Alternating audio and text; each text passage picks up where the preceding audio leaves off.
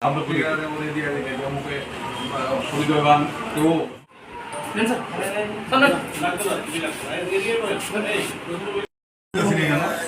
তোমার life best হয়ে যাবে। ইয়ানে অনেক অনেক প্রমাণ আছে যারা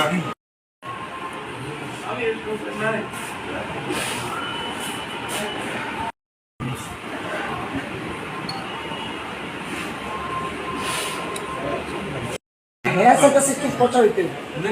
किसी को तो मम्मी उसको तो मुझे सुविधा नहीं दिया तो ना ये हमारे विशाल के बड़ा অনেক আমরা তো গায়ে লাগে না পাওয়ার চান্স ডক্টর নিদুল দাস আরে কেমন আছেন মেয়ের মোবাইল হাত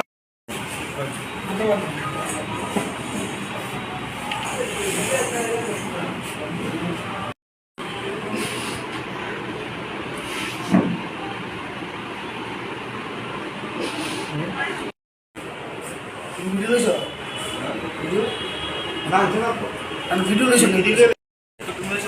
আছে তাহলে তিন চারটা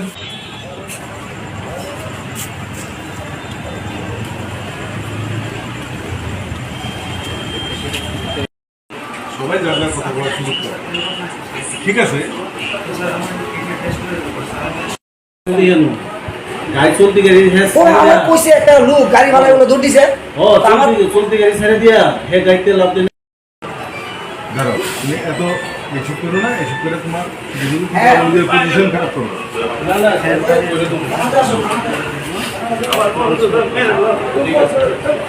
ঠিক আছে এটা আজকেও সেই মানে নেশা বিরোধী অভিযানের একটা আজকে আমরা অ্যাটেন্ড নিয়েছিলাম সেই অ্যাটেন্ড অনুযায়ী গোপন খবরের ভিত্তিতে পশ্চিম থানার ওসির নেতৃত্বে বাদুরতলী কৃষ্ণনগর সুতন্ত্র বর্মার বাড়িতে আজকে রেড করা সেখানে রেড করার পর ওইখানে যারা ছিল যারা ড্রাগ বিক্রি করে যারা ড্রাগ ব্যবহার করে মনে হচ্ছিল কোনো ধরনের ডিস্ট্রিবিউশন চলছে ড্রাগস কিনতে অ্যাকর্ডিংলি পুলিশ অর্ডন করে ওদের ঘর থেকে প্রায় 100 ইয়াবা ট্যাবলেট 500 প্রক্সি স্পাজমোক্সিলিয়ন যেটাকে এসপি বলে জানি আমরা আর এবার 140 ইয়াবা ট্যাবলেট এগুলি উদ্ধার করা হয় আর 340 যদি ব্রাউন সুগার মানে ইয়াবার যেটাকে বলা হয় ট্যাবলেট ওদেরকে উদ্ধার করা হয় এবং 6 জনকে এই কেসে গ্রেপ্তার করা হয় ওদেরকে জিজ্ঞাসাবাদ করা হলো যাতে